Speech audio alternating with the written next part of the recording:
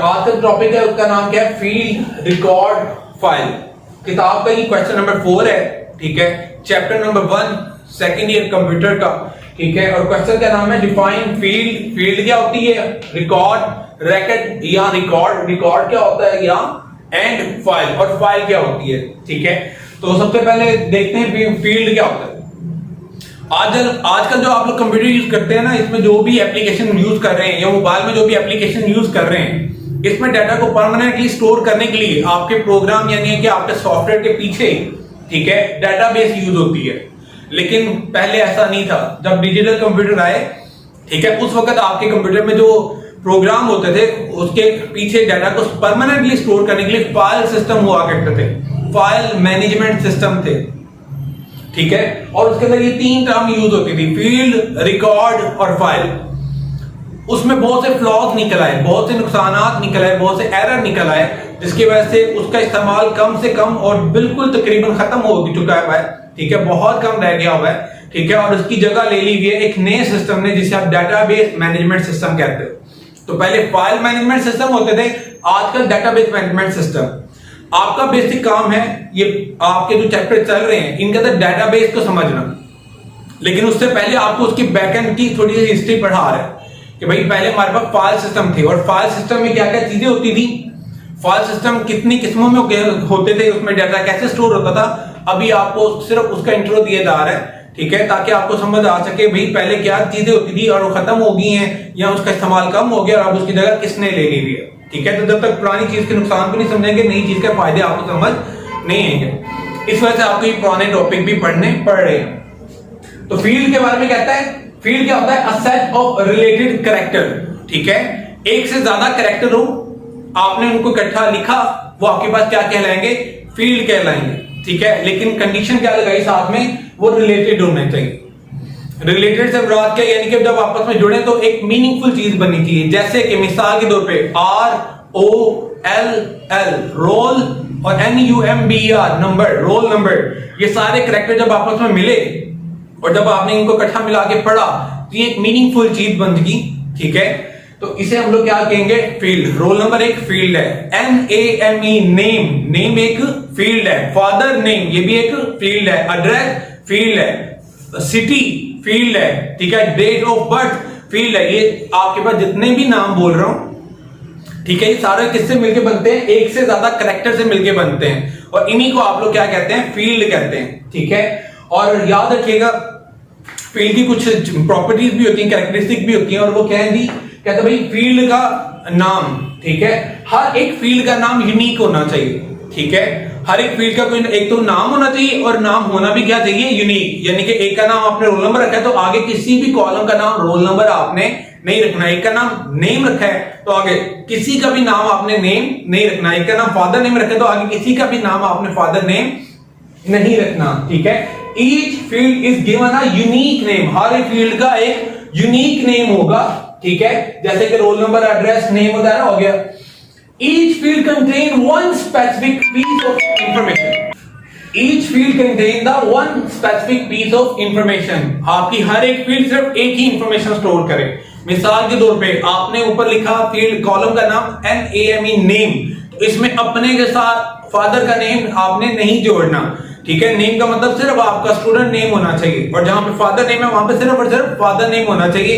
आपने पहले कॉलम के अंदर ही दोनों नामों को, दोनों चीजों को जोड़कर नहीं लिखना। एड्रेस अगर 3 चीजों से मिलकर बनता है तो हम लोग यूजर से डाटा लेने के लिए क्या करेंगे, सिटी अलग पूछेंगे, एरिया अलग पूछेंगे, ठीक है, उसका टाउन अलग पूछेंगे, पोस्टल कोड वगैरह अलग पूछेंगे, ताकि आपके पास एग्जैक्ट और प्रिसाइज इंफॉर्मेशन आ सके, ठीक है। लेकिन बहरहाल आपके पास नॉर्मली जब फाइल चलनी थी उस दौर में, ठीक है, एड्रेस पूछने के लिए एड्रेस नाम से ही क्या किया जाता था, कॉलम लिया जाता था और वहां पे मुकम्मल एड्रेस लिखा जाता था, ठीक है। बहरहाल ये नए सिस्टम में नहीं होता, पुराने सिस्टम में ऐसा ही होता था कि आप एड्रेस लिखते थे, सारा एड्रेस इकट्ठा, गली भी वहीं पे लिखी है, मोहल्ला भी वहीं पे लिखा हुआ है, आपका एरिया भी वहीं पे लिखा है, सिटी भी वहीं पे है, आपका स्टेट भी वहीं पे है, स्टेट या प्रोविंस, और उसके बाद कंट्री वगैरह भी वहीं पे आप लोग लिखते थे। और साथ ही साथ फील्ड का साइज भी उस वक्त मैटर करता था और आज भी वैसे मैटर करता है कि भाई अगर आपने कॉलम को साइज फीड कर दिया कि भाई इसमें 25 से ज्यादा कैरेक्टर एंटर ना हो तो इसका मतलब है 26वां कैरेक्टर आप एंटर नहीं कर सकते थे, ठीक है। और फील्ड साइज से मुराद क्या है कि मिसाल के तौर पे आपने नाम एक लिखा अहमद, तो AHMAD अहमद 5 कैरेक्टर हैं, ठीक है। तो ये 5 क्या कहलाएगा, हमारे फील्ड का साइज कहलाएगा, ठीक है। और फील्ड से जुड़ी आखिरी चीज कि each field can contain only one type of data. अगर उसमें टेक्स्ट डाटा है तो टेक्स्ट होना चाहिए, गिनती वाला डाटा है तो गिनती वाला होना चाहिए, मिक्स नहीं करना चाहिए। कुछ पर्टिकुलर केसेस को छोड़कर, जैसे गली का नंबर आप पूछते हैं, गली के साथ आप स्ट्रीट और स्ट्रीट नंबर 1 2 3 4 लिखते हैं, उस एक पर्टिकुलर फील्ड को छोड़कर, कोई एक दो केसेस को छोड़कर बाकी तमाम के लिए, ठीक है, रूल्स उस वक्त ये लागू रखा गया हुआ था कि भाई अगर नेम है तो नेम के अंदर सारे के सारे टेक्स्ट आना चाहिए, एबीसी है तो एबीसी आनी चाहिए, इंटीजर है तो इंटीजर आना चाहिए, ठीक है। डेट फॉर्मेट है तो सारा का सारा डेट फॉर्मेट होना चाहिए, गिनती या एबीसी ना लिख दीजिएगा डेट के अंदर, ठीक है। तो ये फील्ड के बारे में सारी चीजों का ध्यान रखना पड़ता था कि हर फील्ड का नाम यूनिक हो, हर फील्ड का कोई ना कोई साइज होगा और हर फील्ड का आपके पास क्या होगा, डाटा जो होगा, टाइप जो होगी, डाटा की टाइप जो होगी वो एक स्पेसिफिक होनी चाहिए, ठीक है। नेक्स्ट आपके पास चलते हैं, दूसरी चीज आपके पास जो उस वक्त यूज होती थी लफ्ज, वो था रिकॉर्ड यानी कि रिकॉर्ड, ठीक है। और रिकॉर्ड क्या होता था, collection of field, roll number एक फील्ड, नेम एक फील्ड, फादर नेम एक फील्ड, डेट ऑफ बर्थ एक फील्ड, ठीक है। सारी फील्ड को जोड़ो तो आपके पास मुकम्मल एक स्टूडेंट का क्या आ जाएगा, डाटा आ जाएगा, उसका नाम, उसका रोल नंबर, उसका ये वो, ठीक है, अता पता, सारी चीज। तो रिकॉर्ड कैसे बनते हैं, फील्डों के मिलने से। तो इसके लिए भी सेम वही वाली डेफिनेशन, बस एक बार चेंज होगा, वो क्या है, एंड पे फील्ड कि a collection of related field, file होता है, a collection of related character, character अगर आपस में जोड़ेंगे तो फील्ड बनाएंगे, फील्डें जोड़ेंगे तो आपके पास फाइल रिकॉर्ड बनेगा, रिकॉर्ड्स आपस में जब जुड़ जाएंगे तो आने वाली नहीं, आगे वाली डेफिनेशन आपके पास फाइल बन जाएगी। कैरेक्टर जोड़े तो फील्ड बन गई, सारी फील्डें इकट्ठी की तो आपके पास लफ्ज क्या बन गया, रिकॉर्ड, और सारे बच्चों का रिकॉर्ड, ठीक है, इकट्ठे करेंगे तो हमारे पास क्या बन जाएगी, फाइल बन जाएगी, ठीक है। रिकॉर्ड के बारे में कोई लंबी चौड़ी बात नहीं थी, बस रिकॉर्ड के बारे में ये था कि भाई वो रिलेटेड होने चाहिए, कि आपका रोल नंबर है तो आप ही का नाम लेना, आप ही का फादर नेम, आप ही का एड्रेस लेना है, ये नहीं कि नाम रोल नंबर किसी और का, नेम किसी और का, नहीं, रिलेटेड होने चाहिए सारे के सारे, ठीक है। नेक्स्ट आपके पास कहता है record is treat as a single unit, ठीक है। आपका जो रिकॉर्ड है बेशक छोटे छोटे टुकड़ों से मिलकर बना है, रोल नंबर अलग है, नेम अलग है, फादर नेम अलग है, लेकिन आपने इसे treat as a single unit, एक ही यूनिट के तौर पर, एक वैल्यू के तौर पर इसे ट्रीट किया करना है, ठीक है।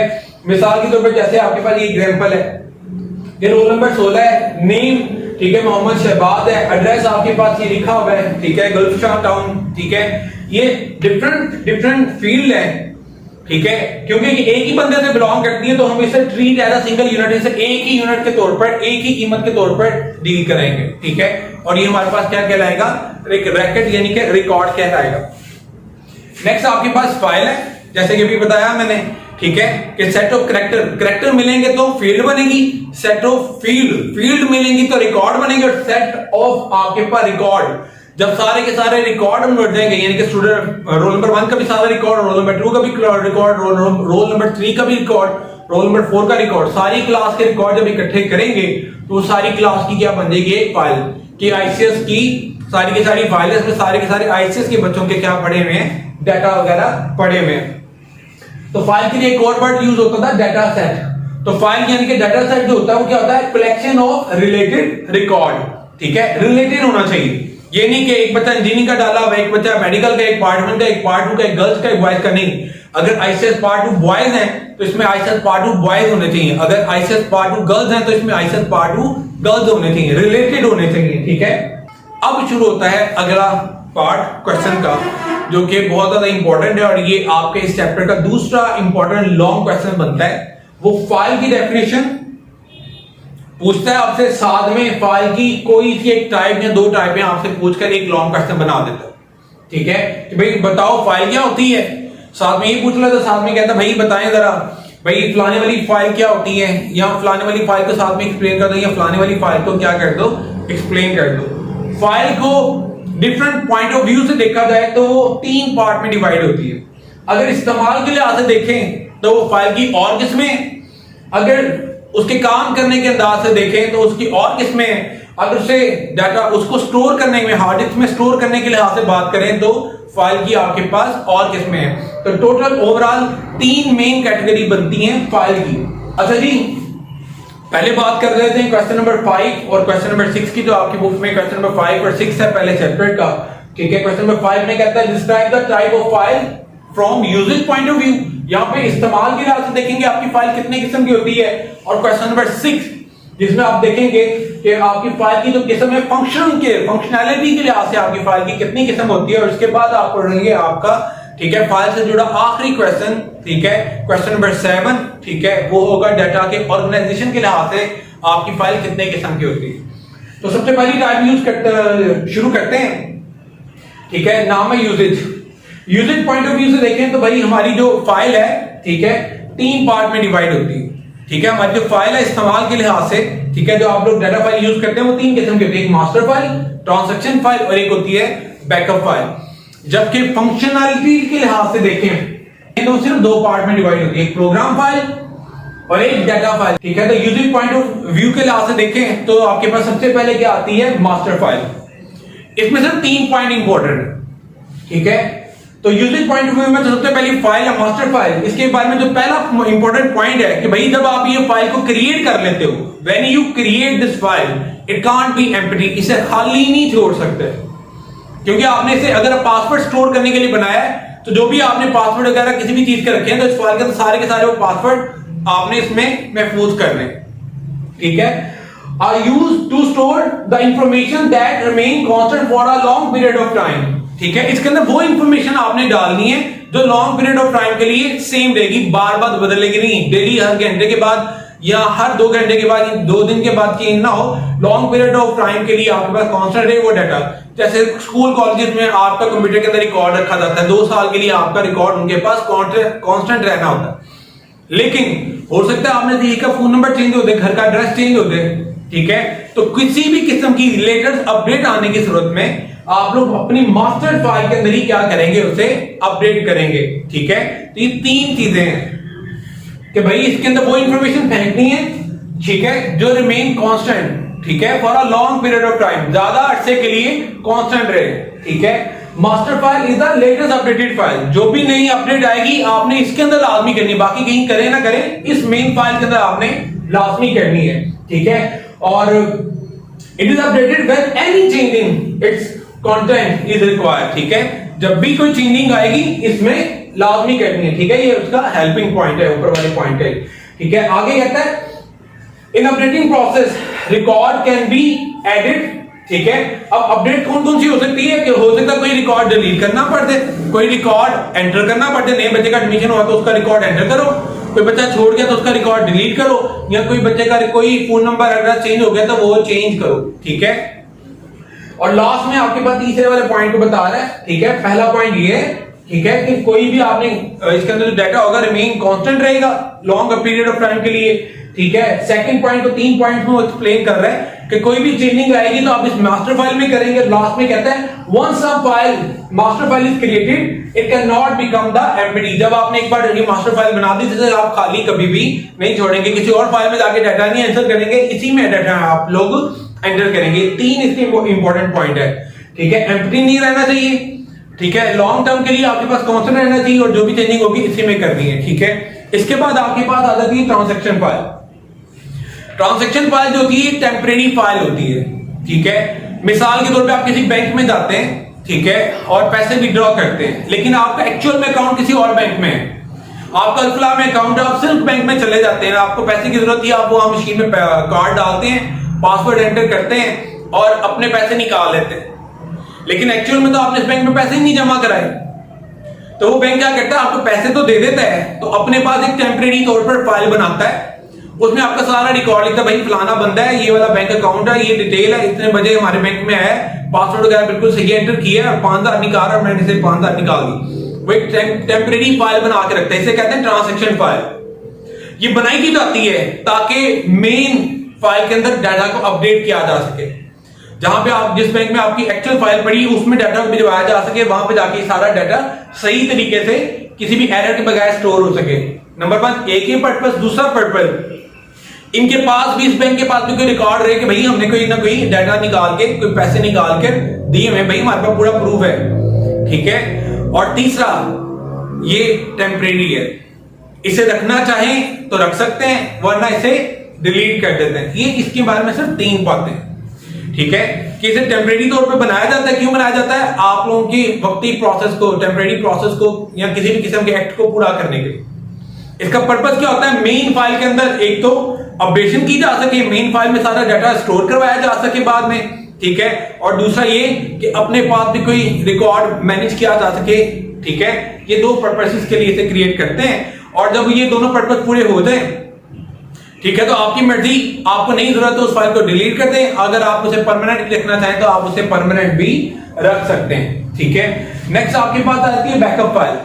डाटा फाइल की आखिरी जो किस्म है, ठीक है, इसे बैकअप फाइल कहते हैं। इसमें होता ही है कि आपको डर होता है खुदा ना खासा हार्डवेयर ना फेल हो जाए, इंटरनेट ना खराब हो जाए, कंप्यूटर ना खराब हो जाए, तो आप अपने इंपॉर्टेंट डाटा का कॉपी बना के किसी और जगह पे रख देते हैं, किसी यूएसबी में रख देते हैं, किसी क्लाउड में रखते हैं, बस सेम जगह पे ना रखिएगा कि सी ड्राइव के अंदर कोई डाटा पड़े वहीं पे कॉपी करके रख लो जी मेरा बैकअप है, तो वो बैकअप नहीं होता। जब हार्ड डिस्क खराब होनी है तो दोनों ही फाइलें गई। तो आपने हमेशा बैकअप क्या रखना है? किसी और प्लेस पे रखना है, यूएसबी में कॉपी करके रख दो और सेपरेट करके टैग लगा के संभाल के रख दो, जरूरत पड़ेगी तो लगा लिया, नहीं तो नहीं। या अपनी जी गूगल ड्राइव के अंदर, ठीक है, क्लाउड के अंदर, ठीक है, आपके आई क्लाउड के अंदर आपने उसे स्टोर करके रख लिया कि मोबाइल के अंदर डाटा डिलीट भी हो गया, मोबाइल चेंज भी कर लिया, कोई नहीं, वहां से मैं डाउनलोड कर लूंगा। तो बैकअप हमेशा किसी और सेकेंडरी प्लेस पे रखते हैं, ठीक है, किसी और सेकेंडरी स्टोरेज डिवाइसेस के अंदर रखते हैं, ठीक है, सेम जगह पे नहीं रखते। ये डाटा भी आपके पास क्या होता है? परमानेंट होता है, और ये डुप्लीकेट होता है, मास्टर फाइल की कॉपी होता है, ठीक है। बस ये आपके पास क्या होती है? Backup file. तो ये आपके पास थी इस्तेमाल के लिए आते 3 किस्में, एक है मास्टर फाइल, एक उसी की कॉपी बना दो तो बैकअप फाइल। और मास्टर फाइल के अंदर कभी कभी डायरेक्ट आप लोग नहीं छेड़खानी करते, तो आप टेम्परेरी तौर पर एक ट्रांजैक्शन फाइल बना लेते हैं और उसके जरिए मास्टर फाइल के अंदर बाद में अपडेट करते हैं, ठीक है, यानी कि ट्रांजैक्शन फाइल। तो यूज के लिए आते ये 3 फाइलें थी। नेक्स्ट आपके पास आ जाती है फंक्शनल पॉइंट ऑफ व्यू, ठीक है। फंक्शनल पॉइंट ऑफ व्यू के लिए देखें तो आपकी फाइल जो होती है 2 किस्मों में डिवाइड होती है, एक है प्रोग्राम फाइल और एक आपने क्या पढ़ा था पीछे? Data file. 2 किस्में, ठीक है। कहता है different file perform the different function, ठीक है। कोई ऑडियो फाइल होती है, उसको डबल क्लिक करते हैं तो ऑडियो आवाज आती है, चाहे वो गाना हो, नात हो, कवाली हो, कुछ भी हो, ठीक है। कुछ वीडियो फाइल होती है, डबल क्लिक करते हैं वीडियो चल जाती है। कुछ ऐसी फाइल है जिसके आइकन पे क्लिक करते हैं तो गेम स्टार्ट होती है, आप गेम वगैरह खेलते हैं। कुछ ऐसी फाइल होती है जो कोई पर्टिकुलर एप्लीकेशन चलाती है, कोई सॉफ्टवेयर, फेसबुक, कैनवा, ठीक है, फोटोशॉप, कोई डिजिटल मार्केटिंग, कोई भी, ठीक है, कोई आपके पास ड्रीम वीवर्स है, ठीक है, आपको ब्रैकेट है, विजुअल स्टूडियो है, डिफरेंट एप्लीकेशंस होती है, ठीक है। तो हर एक डिफरेंट, तो हर फाइल डिफरेंट होती है। और दूसरा ये उनको रन करने के बाद उनके चलने का तरीका या उनके काम करने का तरीका भी क्या होता है? चेंज होता है। और फाइल कंसिस्ट ऑफ नेम, आपके कंप्यूटर में जो भी फाइल आपको नजर आ रही होगी उसका कोई ना कोई नाम होगा और साथ ही कोई ना कोई एक्सटेंशन भी होगी। एक्सटेंशन क्या होती है?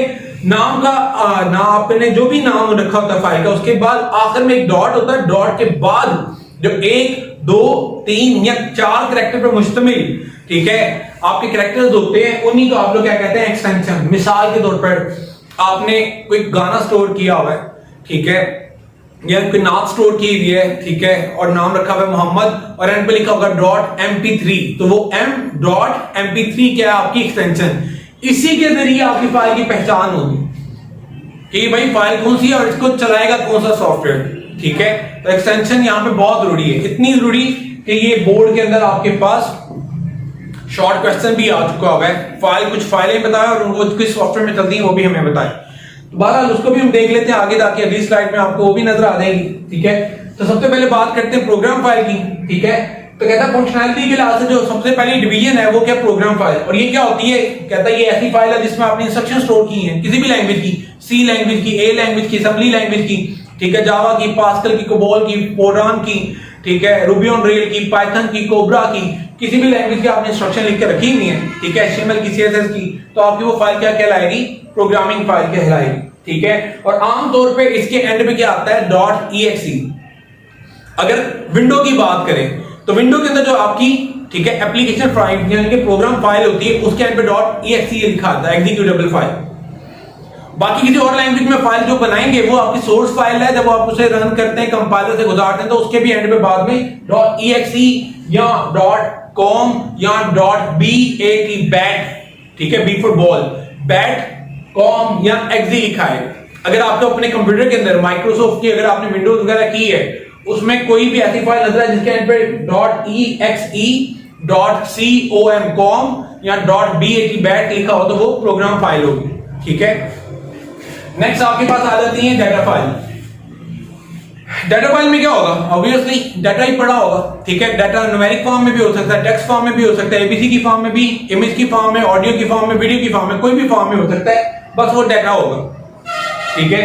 तो डाटा फाइल के अंदर कुछ नहीं होता, सिर्फ और सिर्फ डाटा पड़ा होता है। बस इसके बारे में जो जानने वाले इंपॉर्टेंट पॉइंट है ये नीचे वाले 2-3 है कि भाई आपका डाटा फाइल आप लोग डायरेक्ट नहीं क्रिएट कर सकते, आप किसी ना किसी एप्लीकेशन यानी कि सॉफ्टवेयर के थ्रू करते हैं। मिसाल के तौर पे तस्वीर बनानी तो पहले कैमरा ओपन करेंगे और सामने रखेंगे, फिर पिक्चर बटन दबाएंगे और कैमरा आपको एक फाइल बना के देगा जिसे आप इमेज बोलेंगे।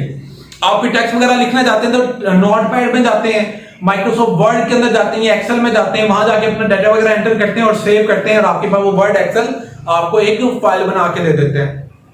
तो डाटा फाइल हमेशा किसी ना किसी एप्लीकेशन के जरिए बनती है और मुख्तलिफ एप्लीकेशन मुख्तलिफ फाइलें बनाती है और वो फाइलें अपने पर्टिकुलर एप्लीकेशन में चलती है सारी, ठीक है। इमेज फाइल जो है हर तरह के सॉफ्टवेयर के अंदर नहीं चल सकती, डॉक्यूमेंट फाइल जो है हर तरह के सॉफ्टवेयर के अंदर नहीं चल सकती, ठीक है।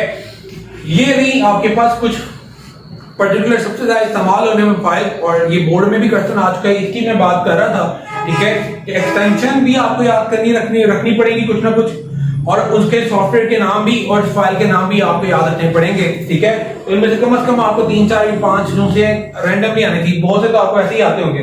जैसे आपको पता है .gif गिफ लिखा हो या जेपीजी लिखा हो या पीएनजी लिखा हो तो वो एक इमेज फाइल होती है, वो इमेज फाइल है। उसको चलाएगा कौन, इमेज व्यूअर, यानी कि आपके पास इमेज वाला कोई भी सॉफ्टवेयर, ठीक है। .mp3 वगैरह होगी तो आपके पास वो गाने ही होते हैं, ठीक है, ऑडियो गाने। .avi वगैरह होती है या .png होती है या mp4 होती है तो आपके पास वीडियो फाइल होती है और सब कोई वीडियो एडिटर ही चलाता है, ठीक है। .txt फाइल होगी, ये टेक्स्ट फाइल है और इसको आपके पास कोई टेक्स्ट एडिटर ही चलाता है। जैसे यहाँ पे एक प्रोग्राम के नाम लिखे हैं कि भाई इसे कोई वीडियो वाला प्रोग्राम चलाएगा, इसे कोई इमेज ऑडियो वाला, इसे कोई इमेज प्रोसेसिंग वाला चलाएगा, इसे कोई नोटपैड वगैरह चलाता है टेक्स्ट फाइल को, ठीक है। डॉक जो सी एक्सटेंशन है .doc, ठीक है। और आजकल जो सॉफ्टवेयर है माइक्रोसॉफ्ट वर्ड का वो जो बनाता है फाइल वो .docx है, डॉक्स, ठीक है। तो ये डॉक्स फाइल है, ये डॉक्यूमेंट फाइल होती है और ये आमतौर पर माइक्रोसॉफ्ट वर्ड के अंदर आप लोग क्रिएट करते हैं। यहां तक आपका ये टॉपिक खत्म होता है, ठीक है। उम्मीद है आपको समझ आ चुकी होगी। किसी किस्म का कोई भी क्वेश्चन है, कोई मसला है, आप नीचे कमेंट में पूछ सकते हैं, मुझसे कांटेक्ट करके पूछ सकते हैं। अल्लाह हाफ़िज़।